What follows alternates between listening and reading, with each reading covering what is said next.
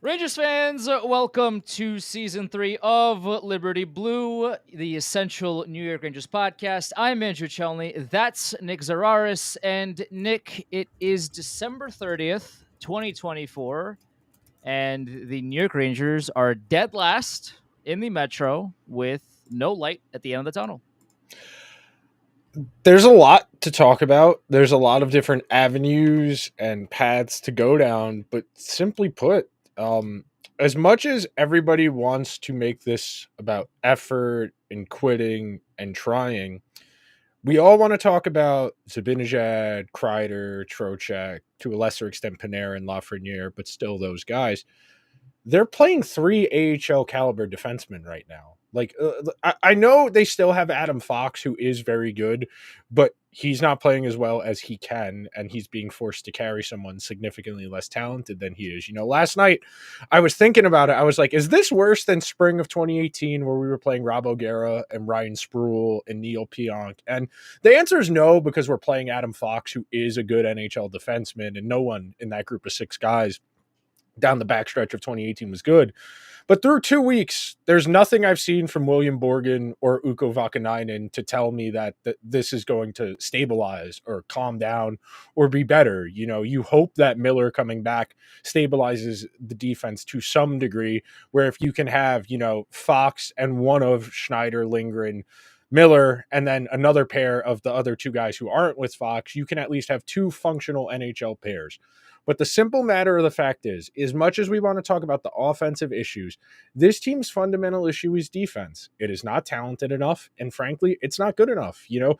They had a clear mandate after the way the series against Florida went, where they couldn't transition, they couldn't go from defense to offense, they couldn't hold Florida off for extended periods of time, and they didn't address that.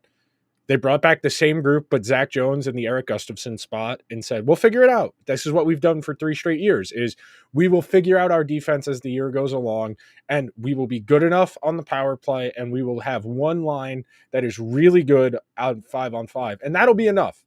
And everything that could go wrong, and we're going to unpack that at one point on the episode, the differences year over year, this year versus last year, but everything that could go wrong in the supposition of it's fine, we'll figure it out as the year goes along, has gone wrong.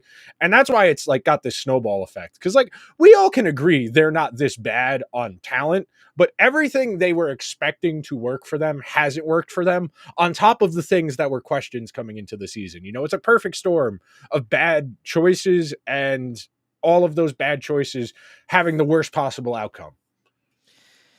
If everything could have gone as well as it could have last year, minus the Hedl injury, right? You win all these games. I think it was 55 games. You win the President's Trophy.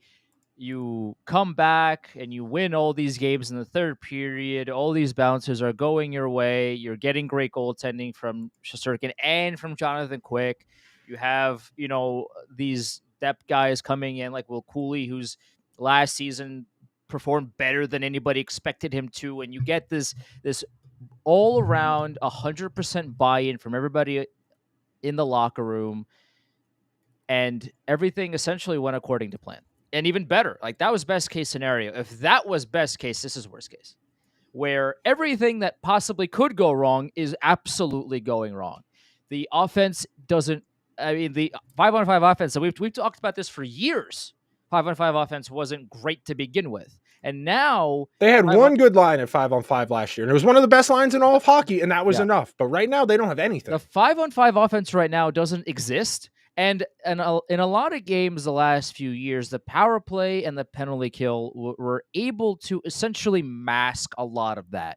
And that led to a lot of wins just by sheer willpower to score on the power play.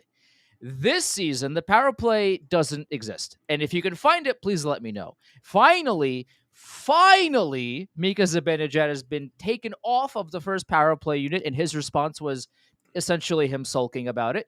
And it's like, how many times can we run it back, trying the same experiment and expecting different results? It's about time the power plays changes. Lafreniere on power play 1. We've been screaming about it for years that Lafreniere should be on power play 1.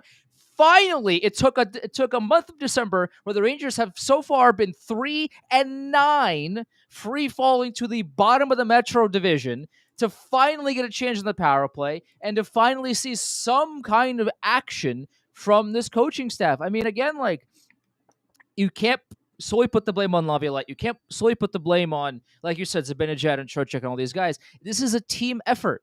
And so far, I don't see any effort anywhere.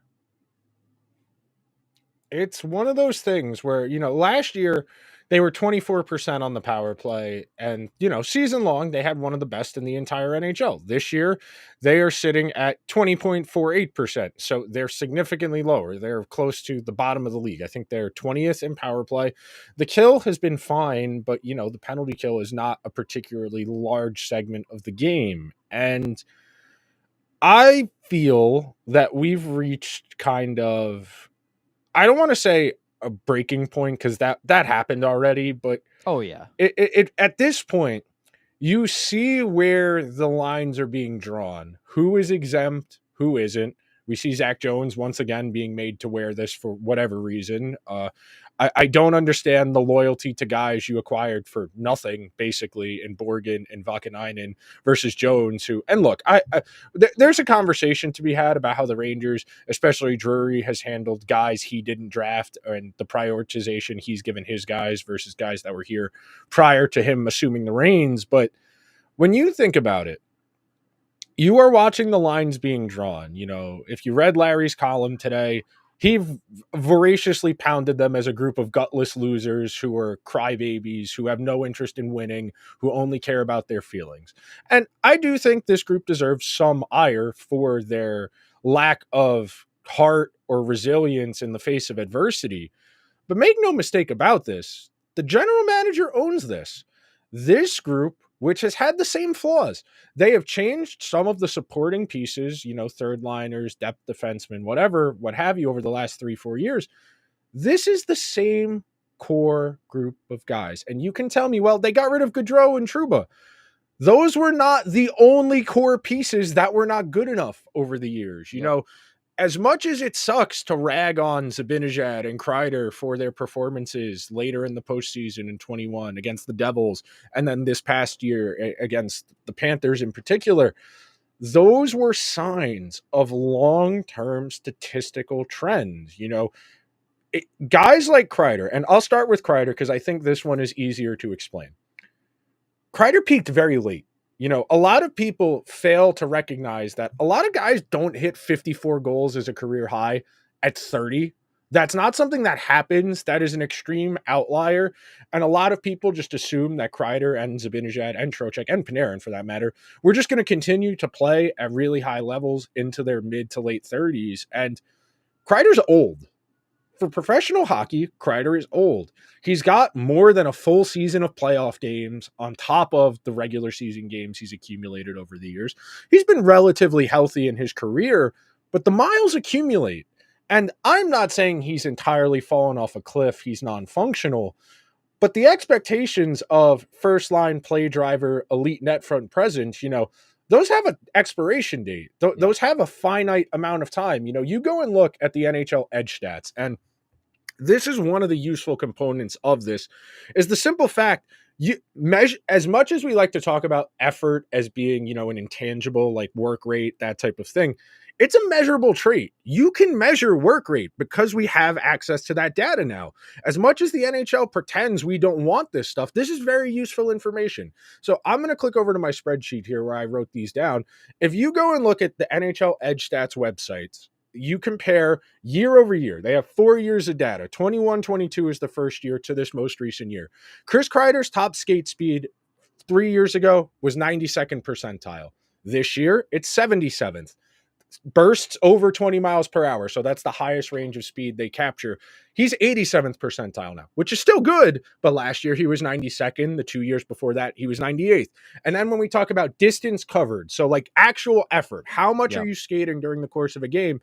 93rd percentile 4 years ago, 81st 3, 86th last year, 57th percentile this year. There is a measurable sign that Kreider is covering less ground, he is skating slower, and he is being less noticeable. Now, we can use our thinking caps and say, well, we know he's dealing with an injury. We know he's been trying to play through that injury. And as we have long said on Liberty Blue, at a certain point, playing through an injury becomes selfish. When you are not effective and you are out there actively harming your team by being out there, Yep. you are no longer being courageous. You are being stupid. There's a very Yep. fine line between courageous and stupid. The bravery is the absence, isn't the absence of fear. It's moving forward in spite of it. All of that is great. It sounds good in the war movies, but like, we're trying to win hockey games here. Sit a week. If your back still hurts, sit another week. Don't try and play through it for the sake of playing through it, because you're not helping. And I don't want to say Kreider's entirely done, like cooked, but like, if you have the injury and then you have the sustained decline of like just getting older, it accumulates, it snowballs. And believe me, before he scored the hat trick in game 6 last year, I tweeted, I am tired of Kreider sulking his shoulders every single time he loses a puck battle or Yeah. there's a turnover. Like, it's not just a 1 year thing. It's not just a multi-year thing. It is a long sustained pattern. The thing about Kreider is this: when you are one of the elite shot tippers in the entire planet, it may be the most elite currently in the NHL, but you are a first line winger. You can't only do that. This season, especially in particular, Chris Kreider has done what besides standing in front of the net? And I understand, and make no mistake, I Chris Kreider is an elite level talent at deflecting pucks on the power play. He's lethal when he parks in front of the crease. Goalies, hate him to death. He's really good at what he does. But when you are an elite winger like Kreider is, or supposed to be, and you are making the kind of money that Kreider is, when you have the kind of expectations that Kreider has, that is taped to being a first line player, being that kind of difference maker, you have to do more than just standing in front of the net. I know a lot of outlets have highlighted Chris Kreider has 1 assist all year. Chris Kreider isn't creating offense at 5-on-5 by himself. He's not. I'm doing math. I'm supporting your claim. Yes, Keep going. He's not helping to create offense at 5-on-5 this season. He hasn't skated to loose pucks all that much. He hasn't fought for loose pucks all that much. And when he has, he tends to lose them, which you could say about the entire team, but the point stands. When you are allegedly a first line talent, you have to show me that you're a first line talent. Because right now, Chris Kreider is not showing me, nor is he showing anybody else, that he is currently a first line talent. Listen, like, as much as I love his power play and his prowess, and he has a fantastic shot that he never uses for some reason, he chooses not to. You have to show me that you're a first line player. Otherwise, you're not. Otherwise, you're a power play merchant, just like the rest of the team, was prior to this season. When now they can't score on the ocean for some, nothing is working for them. If you revert to being a power play merchant, but the power play is out of business, what are you selling me? What are you trying to sell me? You have no products to sell. Your doors are open, but there is no product. What do you want me to buy? There's nothing. And that's one of the to fact check, he's on pace for 25 less shots on goal than the last year. That was the math I was working out. And like, for the record, that what Andrew just said is why I keep going back to the fact that the Rangers are insulting you every time they text you to say buy tickets. Buy tickets. It's $221 to sit in an obstructed view section. $220 for one seat to watch Will Borgen and Ukko Vakanainen and Sam Carrick and Will Cooley and who used to be Mika Zibanejad and who used to be Chris Kreider. It's a great deal. We won't charge you $15 of fees on top of the sticker price of the ticket. There is nothing to sell here, and the Rangers are playing like 18 skaters who have never played organized hockey together before. There is no continuity. There is no flow. There is no there's no synergy. You know, one of the real telltale bellwether signs of this team over the last 3 or 4 seasons has been the transition play. When they have been at their best and when they were really rolling last year, they were going from defense to offense quickly. They were playing at a really high tempo. They were using that cross seam pass to get defenses moving laterally, to get goaltenders moving laterally. And this year, they can't string together just 3 passes in a row, let alone get that cross seam pass. So you have no power play. Your penalty kill is still good. I'll give you that. Your defense is atrocious. Your most notable forwards are Will Cooley and Sam Carrick. This is not tenable. This is wholly untenable. There are 50 some odd games remaining of this. And look, part of me just wants this to get as bad as it possibly can, solely so the general manager might start to get some of this blame. Because, like, to open a column with this ownership and management won't stand for this, as if management is not culpable in allowing this to happen. That brings us to the first, like, real topic I want to talk about today. I had a good back and forth with somebody last week. It's very funny. You know, one of the more famous interactions on Twitter were the 2 guys who agreed to meet up in LA and fight over Kobe on Christmas Day. And I was having a back and forth with somebody who we are so chronically online, by the way. But I mean, that's pretty well known. Most people know about the meetup in, I think it was Calabasas. It might have been. I think it was Cal. I think you're right. I think it was Calabasas. Yeah, to meet up about fighting on Kobe on Christmas Day. I was having a back and forth with somebody. He goes, "Why do you keep talking about culture? The team is very bad." I think it's both, but the reason I keep hammering culture is because the reason Chris Drury got this job is that Jeff Gorton and John Davidson allowed a culture to permeate where Artemi Panarin could get ragdolled on the ice and no one would do anything. Again, we're ignoring the fact that Jacob Trouba, Chris Kreider, and I forget who the other person that wasn't in the lineup that game that would have maybe done something wasn't in the game. But whatever. Was it Ryan Reeves? No, Reeves wasn't on the team. That was the answer. Yeah. I don't remember. There was one more regular who wasn't in the lineup. That was a very depleted lineup, was the point. But the entire point of Chris Drury was that, well, he won as a player. He had the long decorated leadership stint in Buffalo. Has he won as a player? Yeah, he won the cup as a rookie in Colorado. He won the Conn Smythe that year. He was the rookie of the year. So, like, you get a little credit for that.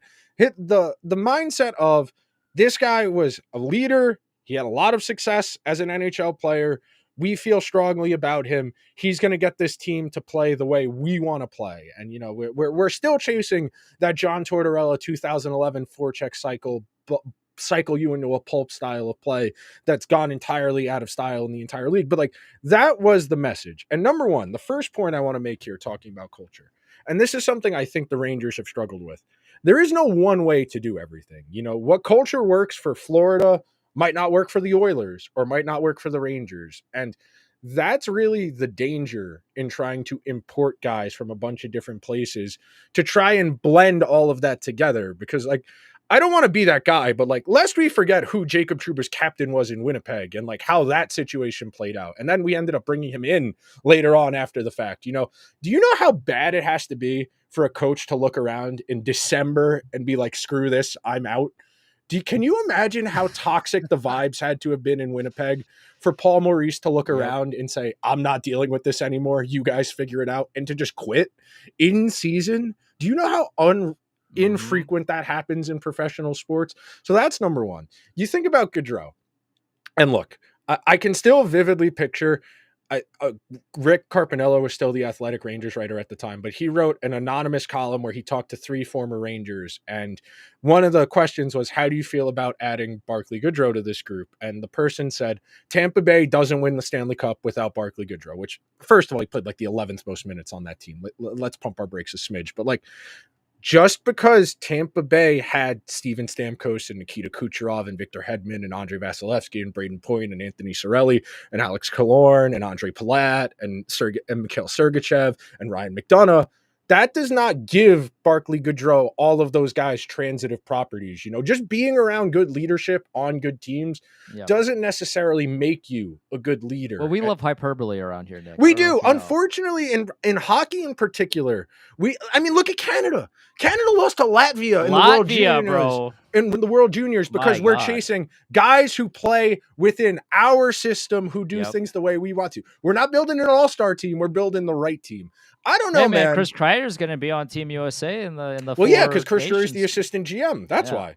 He That's got right. him and Trocheck on that team because he's the assistant general manager. The point I was trying to make about culture and the big picture here is the Rangers for so long have just been trying to crib other people's stuff. You know, you trade for Trouba, you trade for Fox, you bring in Panarin, and you say, we'll figure out the culture later on, but we know we don't want to lose. You know, that was really the first like benchmark of, well, we are rebuilding, but we don't want to lose. We don't want, you know, Capo Caco and all these guys we've drafted to be around losing. You know, that's always been the logic for teams like the Ducks, the Sabres, the Senators to spend in free agency. Well, we don't want to be a bunch of losers. We want to have veterans for these guys to lean on. And that's admirable. That makes sense. That's functional.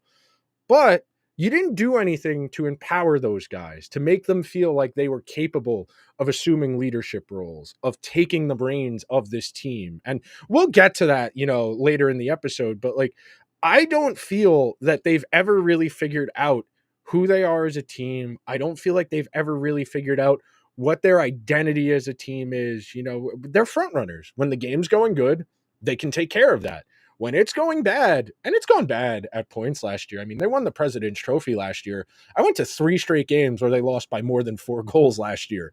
They had their fair share of stinkers against good teams like Vancouver, who came in and beat them 6-1, and bad teams like Buffalo, who beat them 6-0. It happens.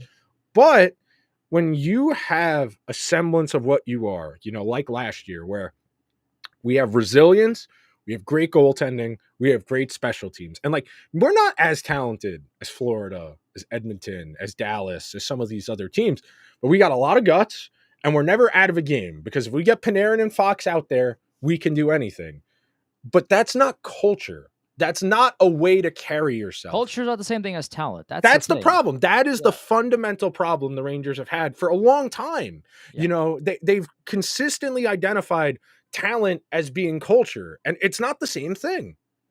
Culture does not equate to talent, and talent does not equate to culture. There are so many great players in the league and you know and beyond, but that doesn't mean that if you put them all in the same room, you're going to have a great culture.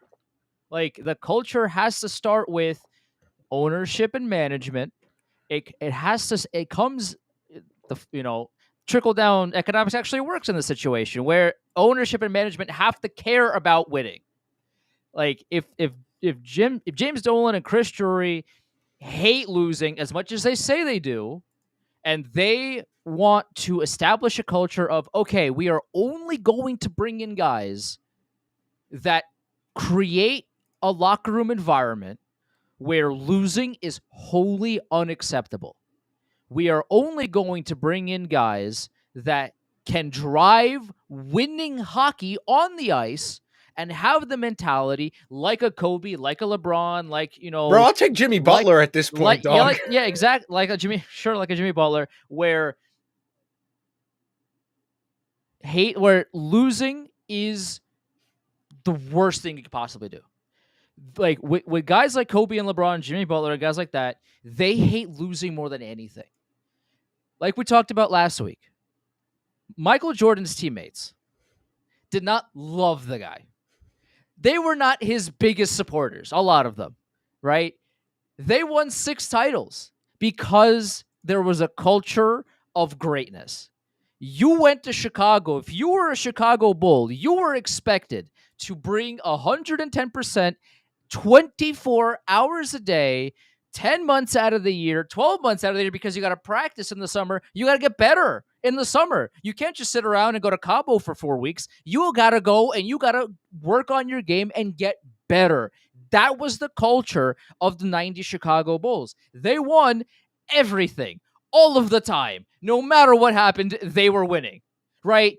They weren't they weren't, you know, singing Kumbaya. They weren't talking about their, you know, oh, this guy got traded. Oh, but he was my friend. How could you do this to me? They didn't do that. Michael Jordan set the precedent, and Phil Jackson and the rest of the Chicago Bulls organization set the culture of, we are here to win championships, and we will do that at all costs. And they won 6 of them, right? What can the Rangers do to make that their culture? Because right now, Dolan and Drury and the rest of the management and Laviolette and a lot of the players, they all say they don't want to lose. They all say they want to win. They all say, oh, we're going to Diet starts Monday. Diet starts it's Monday. right. I mean, Kendra Miller with that amazing quote before the game against the Lightning. It's like, oh, we had the break. This is going to be a turning point, and then they got dumpstered again. So like players in the Tampa Bay got rid of the best player in the history of their franchise, and they are better this year. And here's the thing about that decision. Tampa Bay let go of Steven Stamkos, knowing he was cooked or falling, not nearly as good as he was prior to. They made that hard decision. It was unpopular. Steven Stamkos was a leader in the locker room. He had the captaincy. All the fans obviously loved him. He won 2 Stanley Cups. I mean, this guy is a legend in Tampa Bay. But management looked around the room and said, Steven Stamkos is not as good as he was. He's only going to get worse. And if we sign him to a long extension, this is going to work out really badly for us. So you know what they did? They made the hard decision to let go of their captain, their leader, and their best player. He signed to Nashville. And guess what? The Lightning aren't the Rangers. The Lightning are still winning games. I know they got Jake Ensel, and he's been really good for them, and they still have Vasilevsky. They had to trade away some other guys. What's his name is now in Utah? Sergachev. He got traded to Utah, so he's not even in Tampa Bay anymore. That team on paper isn't even all that amazing, and they're still winning games, and they're still somehow still a dark horse in the Eastern Conference. The Rangers brought back the President's Trophy winning team minus like Eric Gustafsson and Barclay Goodrow. And Blake Wheeler. And Blake Wheeler. And they are falling apart at the seams, and it is just brutal. Like they're not pretending to try to win hockey games. Like they're saying everything. Like they're saying sweet nothings. They're whispering in your ear, about all the great things that they can do for you. But then when you ask them to do them, they're not there. But then they show up afterwards. They show up afterwards and like, oh, I'm so sorry. I missed your call. Oh, I missed your call. I'll get you right back the next time you ask for a favor. And the Rangers have asked them for a favor the next game, and you know what they did? Missed call. No one's answering the phone. No one's trying to do anything. Like, that's the culture right now of the Rangers. And that's the culture because nothing is changing. You can trade Trouba. You can, for some reason, I guess you can trade Kaapo Kakko. Yeah, that was a decision. But, like, until culture changes from the top to the bottom, this is the team and this is the effort, and nothing is going to change. So while you were talking, you had started what you had just said with it starts at the top, it starts with management, it starts with ownership. And the Rangers want credit for saying the right things. The players do. And I think we can draw a direct 1-to-1 with Chris Drury wanting credit for saying, I would like to hire Mike Sullivan and I would like to hire Rod Brind'Amour, even though those aren't actual solutions to your problems. We talk about this all the time. There's action and there's intention. Whatever you intend to do isn't necessarily what you actually do. You do something, and how that's perceived isn't the same as what you intended to do. You think about it like that, and the players want credit because they're saying the right things. Vincent Trocheck wants credit for saying, well, we didn't throw the general manager under the bus. I promise. We weren't doing that. Why would we do that? There's nothing wrong here. We're going to figure this out. We're all a bunch of good guys here. We all like what we're doing. And again, the general manager has repeatedly shown, I'm going to do whatever it takes to win, except get rid of players who are underperforming until it's already too late. Alienate the entire locker room in the process of doing that. I was having a back and forth with somebody on Twitter this morning about this, and I said, why isn't the general manager who quadrupled down on this group getting the blame right now? And he said, well, he didn't quadruple down on the group. He got rid of Gaudreau, and he tried to get rid of Trouba. Trying is not doing. You don't get credit for, well, what would you want him to do? If you get outsmarted by your own players, you probably shouldn't be in a leadership position. Like, if you are getting outmaneuvered by an agent and a player, you probably need to fine tune your plans.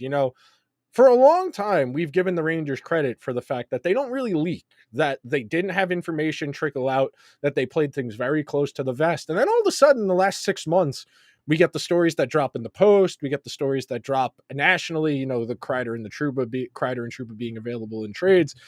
It all paints a very weird picture, and it's a very non-linear. And the reason I use the word non-linear is typically when you have leak issues, you try and root it out, you try and get to the bottom of it, you drop false stories down the pipe and see who says it to plug the leak. And instead we still got them trickling out, drippling out, and it just kind of feels like no one wants to take any accountability for this problem. The players want to say it's the coach. The coach probably feels like it's the players. The general manager feels like it's the players, and it may be the coach. And sure, fire Laviolette. I don't care. That don't make a difference. It doesn't change anything. How many more head coaches are you going to fire before you realize, oh wait, it's not actually on the head coach?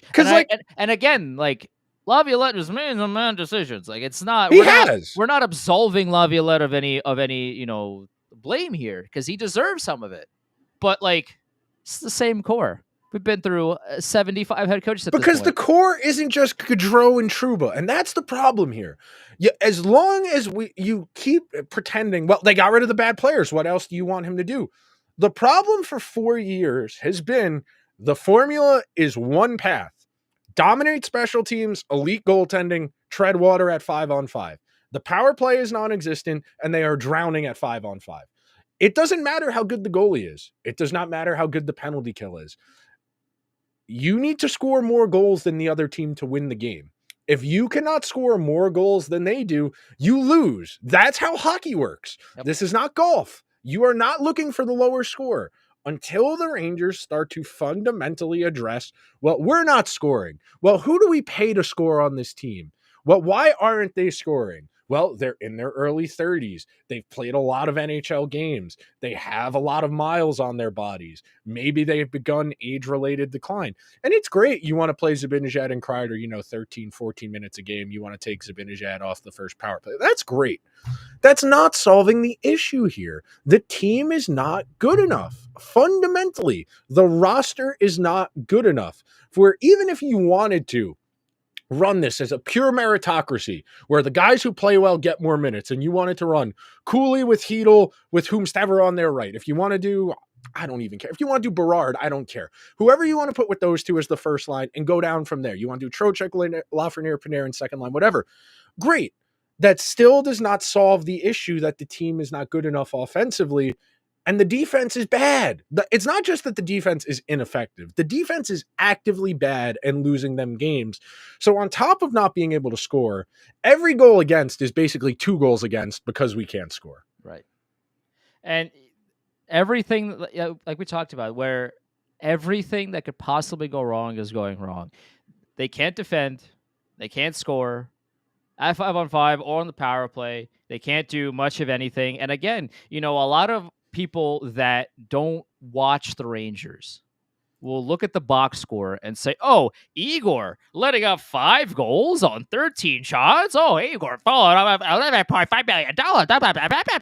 It's like, dude, please just watch a game. Just go and, again, we talked about this the other week as well. It's like, even if you hate analytics and you are eye test through and through forever, and all the numbers are nerd talk, and you're ruining the game.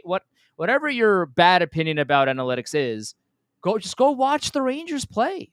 What is Shesterkin supposed to do? If you want to argue that, okay, one of the 5 goals that he gave up wasn't the best, okay, fine, I'll give you that. Okay, you still lose the game. It's not like the Rangers were all that close for the vast majority of the game. At a certain point, you can have Hasek in there, you can have Waugh in there, you can have Jacques. You could have a literal brick wall in front of the net. You can build a brick wall and have 1 brick missing for the Lightning or whichever team they play against to shoot on. and the Rangers will still lose that game because the Rangers are not generating enough offense and they're drowning defensively, like you mentioned. Like, it doesn't matter who's there because they won't look good at regardless. You could put that walrus in there from that Geico commercial. No free advertising. Continue. Yeah, not sponsored. And they're still gonna lose the game. Like, this is what we mean. If none of the skaters on the Rangers want to contribute to winning hockey, I don't even think it's a want. I don't think they can. That's the thing. I don't think they're physically capable. If you want to change the word to can, if you want to change it from want to can or can to want, or a combination of both, or if you have a third magic word you want to use, go right ahead. But at the end of the day, Igor Shesterkin cannot also play defense. He cannot also score goals. He cannot also generate offensive 5-on-5. He cannot also score the power play. He can't do all of these things. He can't forecheck. He can't do anything about this. Blaming Shesterkin is ridiculous. Again, did he give up one bad goal? Maybe two if you want to. Okay, fine. You can have that argument. They still lose that game regardless. Even if he saves those goals, they still lose. Okay, now what? Like, this team has so many issues up front and on the blue line that the solution is if they keep losing, I guess the solution would have to be to just sell and pray for Higgins. I don't What do you want to sell? What, like, that's the other part of this. Like, you have nothing to sell. You can trade Kreider. You could trade Kreider, you trade Miller, you trade Lindgren. Could you I would have to think Trocheck has trade value. I don't think maybe. He's leaving. Listen, I'm not saying I think he will. I got you. I'm saying if push comes to shove and you are hard tanking, there probably is a market for Trocheck. There's probably a market for a lot of these guys. I would keep guys, like Cooley, like Hedel. I would have kept guys like Avokako, but I'm not the general manager of a hockey team, so what do I know? But bring up Othman. Honestly, trade Jonathan Quick in March if the season's over, and bring up Dylan Garand. Have him play a couple of NHL games. Have him be the backup of the future, or the goalie, because he's been lights out in the AHL from what I've seen. Okay, so you trade Quick and you have him take over the reins for a few games. That, by all means. This is. We had a comment here, and I wanted to highlight this earlier. This was the first comment we got from the show, and I'll pull it up here. What's the percentage chance you give the Rangers to make the playoffs? The math says like 15%. I'm a little bit more optimistic. I want to say like 25, maybe 30, because the Metro is still so close. Because there's so many teams in the East that are ahead of the Rangers right now that aren't scary. Like, dude, by the way, I want to highlight this too. The Montreal Canadiens currently have more points than the New York Rangers. Hey, if you would have said that 6 months ago, I mean, you'd be laughed out of town. Montreal sits at 35 points right now. They've won 2 in a row. They're 6-4 in their last 10. The Rangers have 33 points and are 2-8 in their last 10 games, and with no end in sight. This is the reality. This is where we are. So the Rangers currently have a .471 points percentage through 35 games. They're on pace for 77 standings points. To make the playoffs, you probably need 98 standings points, if I had to guess. So there's 35 games remaining. 82 minus 35 is 47. So you have a potential 94 points remaining. Of those 94 points, you have 30. You have 33 right now. You have 94 potential points to get. You probably need to play 650-ish hockey, winning percentage-ish. 640, 650, something like that, the rest of the way to make the playoffs. If you want to be optimistic, it might be more than that. It might be a little bit lower than that. Like you said, the Metro isn't very good, which is why you're not that far out of it. But you're talking about you're talking like a 20% improvement in your standings points performance right now. And there is no like positive regression here. There's not somebody who's massively underperforming based on like the numbers that would lead me to believe an explosion's coming. You know, like Zach Hyman had 3 goals in the first 20 games the Oilers played, but he had the same amount of shots on goal. The expected goals were relatively in line with his career averages. He missed a few weeks. He came back. He scored 8 goals in the 10 games since he came back. The numbers are starting to work itself out. You look at Kreider, you look at Zibanejad, you look at Trocheck, you look at Lafreniere. None of those guys' expected goals and shooting percentages are in a place where there's massive room. A little bit of room, sure. You know, one more goal here and there, that's within reason for what the math says. But just working out the math, there isn't an obvious solution here. You know, if the power play gets going again, okay, that's a different conversation. That's not something we can really work the math out on the way you can for 5-on-5 play and individual performances. But there's no help is coming. You know, that's the point I want to keep. I want to really emphasize here. Help is not on the way. This is not like years past where it's limp to the deadline, get guys in here, reinforce, deepen the lineup. You know, you're not burning assets for this group. It would be negligence to burn assets to add to this team. You sold low on Kakko. I feel like you probably got reasonable value for Trouba. That's fine. But like, you don't have solutions to your problems. So you're going to tell me we're going to go the rest of the way playing Vakanainen and Borgen or Jones, Lindgren, Schneider, Miller, Fox, whatever. We're playing this forward group, these defensemen. We have Shesterkin, we have Quick. What are we trying to accomplish the rest of this season? And don't tell me it's make the playoffs, because that's disingenuous. Sitting here right now, I feel like it's disingenuous for you to say the goal is to make the playoffs. What are we trying to accomplish here? What do we have to prove? You know, and don't give me the we're playing for pride. We've been trying to play for pride for a month and a half, and we've been getting our teeth kicked in. At a certain point, you are what you are. And the Rangers' record says they stink. And that's because they do. This is a team that, you know, at least with Edmonton last season, they still had McDavid. They still had Draisaitl. These are guys that could step on the ice and score a hat trick in the same shift if they so wanted to.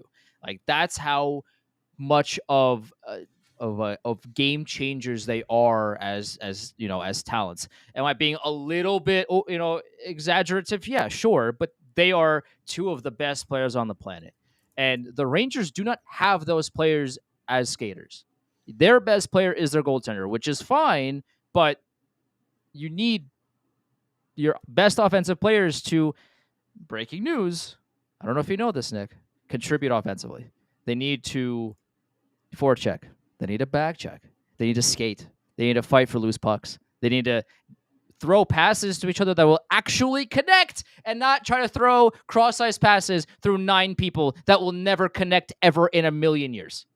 I don't know why the Rangers have this infatuation with passing through 6 people.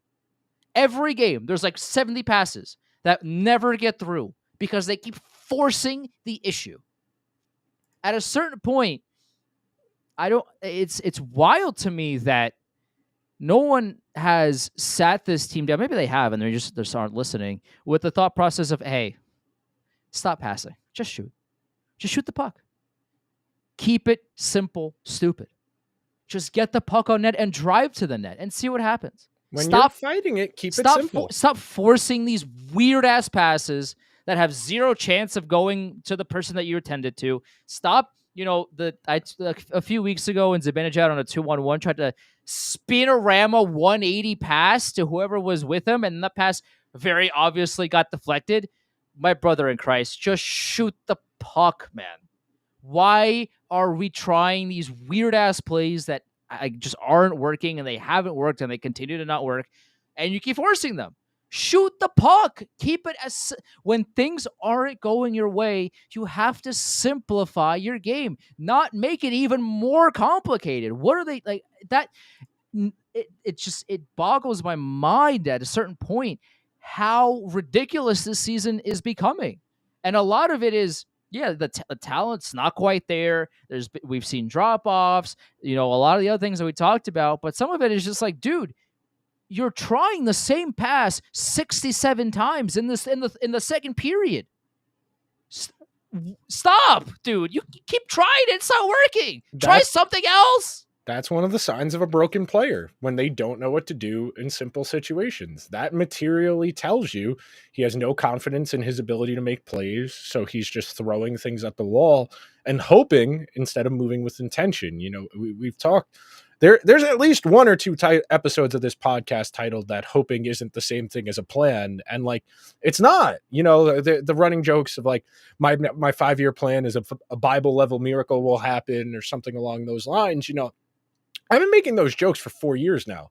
I've been making those jokes in jest for 4 years because it's a very tenuous proposition, both on style, the players they've courted, the styles those players play, their path in terms of how they want to win games.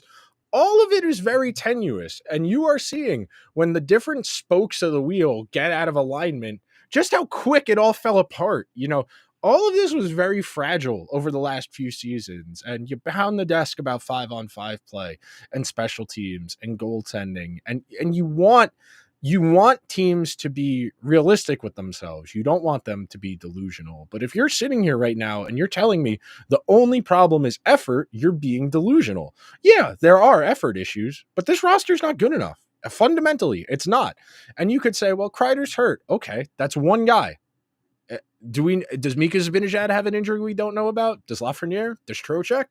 If they do, sit them until they are better and let's play better hockey. If not, then we all need to take a collective deep breath and be adults here, because that's your job as a general manager, a president of hockey operations. Is you need to be the adult in the room that can objectively evaluate the situation and make a determination for corrective action. Because for 3.5 years now, it's been, we'll figure it out. We'll figure it out. Don't worry. We got Zibanejad. We got Kreider. We got Trocheck. We got Panarin. Shesterkin, Fox. We'll figure it out. The rest isn't hard. We got those guys. That'll get us in the dance. All we got to do is get the right path. We can make the conference finals. And then if it's a coin flip in the conference finals, it'd probably be a coin flip in the cup final. And we've been doing that for 4 years now. If you want to give this general manager one more coach, God bless you. I don't think he deserves another coach. Frankly, I don't think this group deserves another coach either. There's no solutions here, man. Unless you get the guys with the ironclad no movements to agree to leave, we're going to be doing this for a while. And I struggle to imagine Mika Zibanejad uprooting his life. I struggle to imagine Vincent Trocheck uprooting his life. A lot of these guys have realized that this is the good life. You never get held accountable. You make a lot of money. You live in New York. You get to raise a family in New York. You get to go to really good private or public schools, depending on your proclivity. If you're how you want to spend your $7.5 to $9 million of James Dolan's money, it's a good gimmick, And I was talking to one of my Islander fan friends over the weekend, and he's telling me it's basically the same thing out there. It's just that no one cares about the Islanders, so they're not getting any heat for this because it's the same thing. They've kept the same group for a long time. All those guys are very comfortable. They make a lot of money. They all have no movement clauses. It's a good gig if you can get it. It's a really good gig if you can get it. This is tiring. Like all of this is tiring to watch. It's tiring to be this frustrated at the same. We've been frustrated about the same problems since episode 1 of the show. We've done this for like 3.5 years now. It's at a certain point, man. Like we can't keep repeating the same things because if we can see it, we're not part of the team. We're fans. If we can see the same problems, the same issues, the same, rocks and the what is the shovel that people the team is stepping on every single time, and they in the old cartoons where you step on the shovel, it hits you in the head, and then you say, oh, I'm not doing that again, and then you step over the shovel again, it hits you in the head, and then you say, oh, I'm not doing that again, and then and the cycle repeats. If we can see that, surely they can too, right? Surely at a certain they have to want to change, and that's one of the biggest problems too, is they have to want to correct this. And I'm sure again they don't like losing. I'm sure they want to change this, but show me you don't want to. Show me you want to win. You can tell me all of the sweet nothings you want, post game, pre game, at practice. You do all of that, sure. do that as much as you want. Show me during the game that you want to win. Until you do that, I'm not believing you. I'm sorry. It's not happening. Wanting to do something and doing something are not the same thing. You know, a lot of people are going to go into the new year on Wednesday saying, I'm going to get in shape. I'm going to eat right. I'm going to stop drinking. I'm going to stop smoking. I'm going to read more. I'm going to call my parents more. I'm going to go out and socialize more. I'm going to get involved in the community. You do actually have to go out and do that. You know, you do actually, if you want to see results, you have to change things. You know, I started running at the beginning of December because I'm one of the people who said, well, if I'm going to wait till January, why don't I just start now? You know, let me get started on this now so that by the time January comes, I have a reasonable baseline and I know targeting what I need to work on in my given path. And the Rangers haven't. They haven't been forewarning. You know, you jokingly said last week maybe Drury knew it was all going to fall apart, and that's why he didn't trade the first round pick last year. But like, unless that's true, I don't see a lot of forward planning for this group. You know, they had a very finite timeline where this year you had to pay Miller, you had to pay Lafreniere, you had to pay Shesterkin. All of those deals coming up at the same time was a point of no return. You could not conceivably bring the same group back one more time after this year. You spent all of your money. You know, I've said this at least 3 times over the last 3 weeks. When Chris Drury took the Rangers job, the Rangers had $20 million in cap space and basically no financial commitments. Nobody was expensive other than Trouba and Panarin. Those were their only 2 expensive players. You know, if you want to say in a flat cap, Kreider's 6.5, whatever it is expensive. Sure, whatever. He had 3 expensive players on his roster when he assumed control of this team. He burned all of his financial flexibility on Zibanejad, Fox extensions, on Reeves, Gaudreau, and Blais. Then, not only did he not address those issues, he had to burn stuff to get rid of his mistakes, to get rid of Patrick Nemeth, 2 seconds to get rid of a bad contract that we all knew was bad the moment it was signed. You know, if you couldn't play good defense in the playoffs on the Colorado Avalanche, you could not play good defense on the New York Rangers.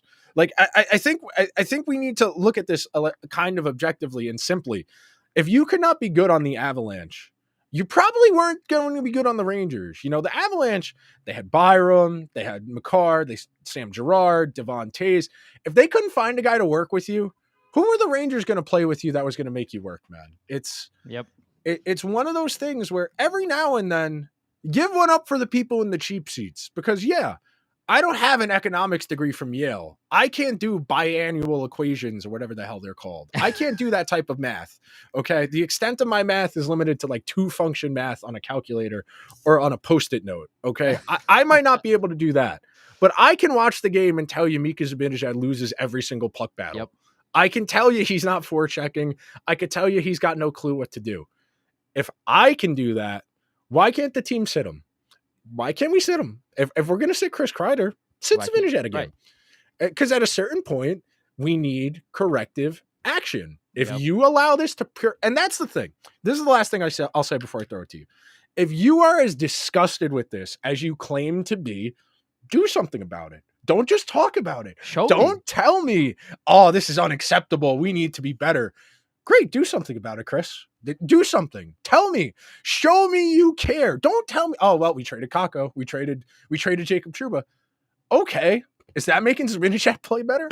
Making Kreider, Trocheck, Panarin, Lafreniere, anybody play better? No. Well, I guess that's the season because that's what they're telling us. I did all I could. Exactly. You know who tells you about their best? Losers. Yeah. Losers tell you about their comment best. here from Just Me 77 who says, unfortunately, Mika has to go. I don't care about his contract. Yes, we're all in agreement. You see the problem though. Yes, you're going back and forth here with somebody else in the comments, and I want to explain something to you. Mika Zibanejad has a no move clause, right? Which means so they can't even put him on waivers. Which means he can't be traded. He can't be put on waivers. He cannot go anywhere unless Mika Zibanejad agrees to it, right? And also, you cannot buy him out because his contract is structured on bonuses. So if you buy him out, the Rangers get no cap relief.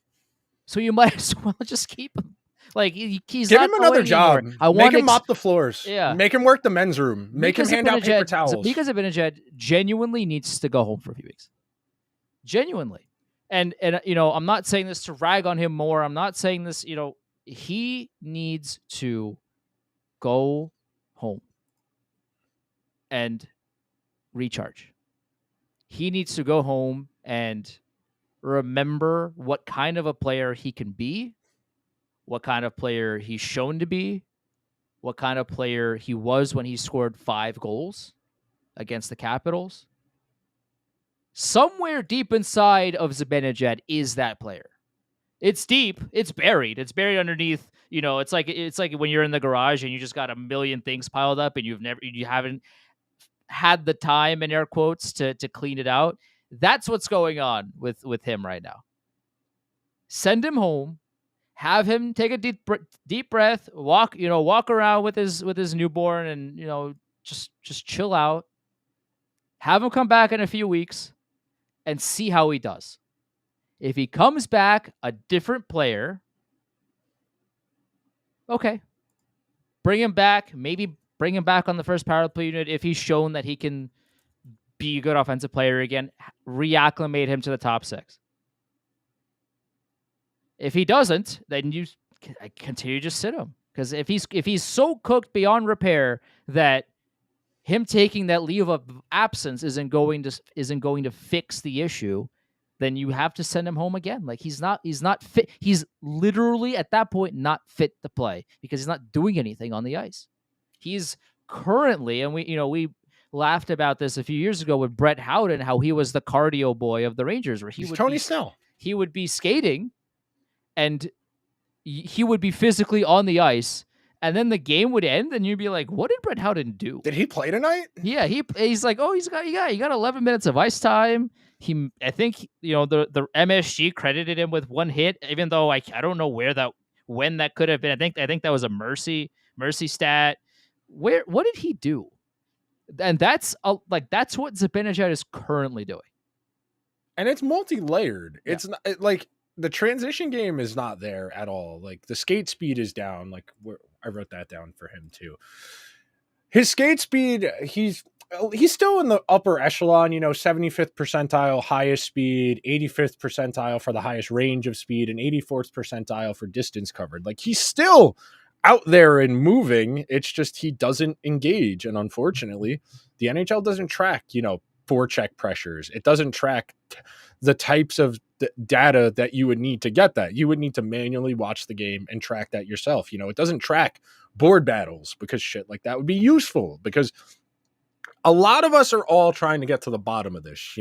We are all on the internet spending a lot of time trying to discern how a team that won the President's Trophy last year could fall off this dramatically in this short a period of time without a markedly different roster. And there are a lot of things, it's not just one thing. This is like 8, 9 things all going wrong simultaneously. And it's hard to wrap your head around that. I understand that. We're human. We like simple answers that we can wrap our heads around and accept. And there are like 8 things going wrong right now. So it's complicated to understand. Yeah, there's no solution. There really isn't one, because the biggest problems are unmovable. And okay, like we talked about, you could trade Kreider. You can maybe find a trade for Trocheck. Maybe find a trade for Lindgren. Okay. But now what? Like, there was never a plan for what happened, like what to do if this happens. There was never, and it in some aspects it's tough to plan for that, especially after how well last season went. But you take a look at their age, and you take a look at curves and how players usually will tend to not play as well in their mid 30s as they were in their late 20s and stuff like that. That's just how pro sports works. The lack of looking ahead to the future and being honest with yourself about what kind of team you really have has been the ultimate downfall of the team. And a lot of the blame is on the players. A lot of the blame is on the coaching staff. But most of the blame should be on management because this is their team. This is their decisions. This is their bed, and now they have to lie in it. And We're all looking for the guy who could have done right, this. like we highlight all of the deficiencies on the ice, and they are all warranted. But they didn't put themselves out there. Management put them there. Okay, well, if management put them there, they have to answer to this. And right now, they're kind of not. And I'm struggling to figure out why. Happy birthday, Igor. You get to play Florida behind the worst defense in the league. Good I luck. saw a tweet. Let's see if I could pull this up. I said somebody said the number of high danger chances the Rangers will be giving up as a birthday present will be a violation of the Geneva Convention. Joe Fortunato. Like that, yeah. I might go to the out. movies, in all honesty. I might watch the first period and then go to the movies. I don't have it in me to waste my time, man. I'm too tired at the end of the day to deal with this nonsense. Like, Florida's good, and like Florida's not even playing that well, and I'm expecting like 5-1, 6-2. It's just at a certain point it becomes a waste of time. But let's get out of here. That'll do it for this week's show. If you could be so kind, please subscribe to the show wherever you get your podcasts. If you're listening on Apple or Spotify, throw the show a 5-star review. If you're watching over on YouTube, hit the subscribe button, hit the alarm bell, get a notification whenever new content goes live. Inching towards 1,000. We're getting there. We will talk to you guys next week, unless something else weird happens between